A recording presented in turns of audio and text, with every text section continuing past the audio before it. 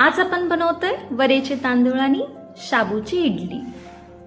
यासाठी काय करायचंय, 1 वाटी वरीचे तांदूळ बारीक करून घ्यायचे, अर्धी वाटी शाबू आणि खोबऱ्याचे साल काढून बारीक करून यामध्ये दही घालून सगळं मिक्स करायचंय। एक 15 मिनिटांसाठी ठेवून द्यायचंय। तोपर्यंत आपण चटणी करूया। चटणीमध्ये शेंगदाणे, मिरची,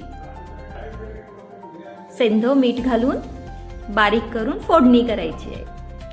15 मिनिटांनंतर या बॅटरमध्ये सेंधव मीठ, थोडासा सोडा आणि पाणी घालून बॅटर व्यवस्थित करून घ्यायचं आहे। इडलीच्या प्लेटला तेल किंवा तूप लावून इडली करायची आहे आणि 15 मिनिटातच तयार होतात आपल्या इडली। या गरम गरमच छान लागतात, चटणी सोबत खाऊ शकतो।